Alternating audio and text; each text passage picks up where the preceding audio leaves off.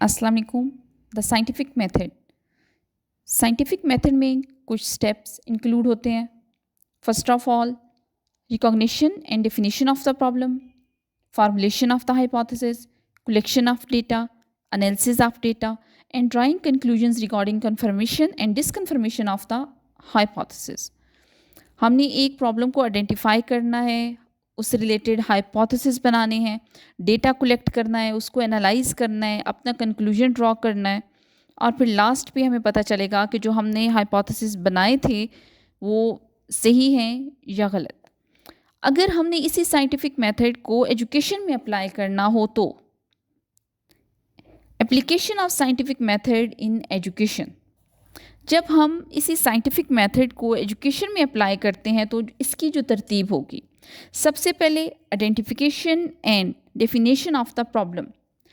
हमने एक ऐसी प्रॉब्लम लेनी है जिसके सलूशन की ज़रूरत हो, यानी जिस पे पहले काम हो चुका है, उसको बार बार रिपीट करने की ज़रूरत नहीं है। हमने कोई ऐसी प्रॉब्लम लेनी है जिसका सलूशन हमें चाहिए और जिसके सलूशन की ज़रूरत है, हम एक ऐसा प्रॉब्लम ले लेंगे।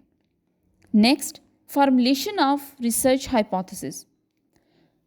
अपनी प्रॉब्लम लेने के बाद सेकंड स्टेप हम हाइपोथेसिस फार्मुलेट करेंगे which provides an intelligent guess for the solution of the problem identified. Third, collection and analysis of data. फिर हम डेटा कलेक्ट करेंगे और डेटा कलेक्ट करने के लिए हम इंस्ट्रूमेंट डेवलप करेंगे और इंस्ट्रूमेंट हमेशा अपने हाइपोथेसिस को देख के, अपनी रिसर्च को देख के हमने उससे रिलेटेड ऐसा इंस्ट्रूमेंट बनाना है जो उसकी तमाम नीड्स को पूरा कर सके, हमारी प्रॉब्लम की तमाम नीड्स को, कि हमने किस किस्म का डेटा कलेक्ट करना है और हमें अपनी रिसर्च की टाइप देखकर फिर अपने इंस्ट्रूमेंट को डेवलप करना है। उसकी यानी the type of the research instruments to be use depends upon the nature of research.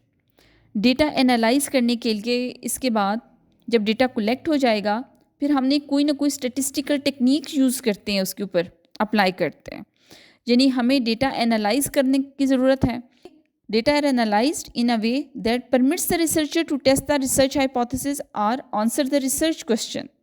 Last पे जब हमने डेटा कलेक्ट भी कर लिया एक प्रॉपर इंस्ट्रूमेंट के थ्रू, उसके बाद इसको एनालाइज भी कर लिया और लास्ट पे जब हम अपना कंक्लूजन ड्रॉ करते हैं कि हमारे पास ये रिजल्ट्स आए हैं, the conclusion should indicates for example whether the research hypothesis was supported और not supported.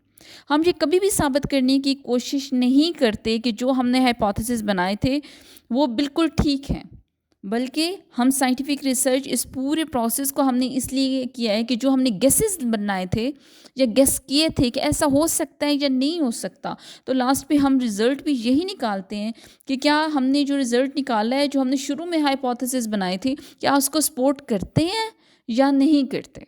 Thank you so much.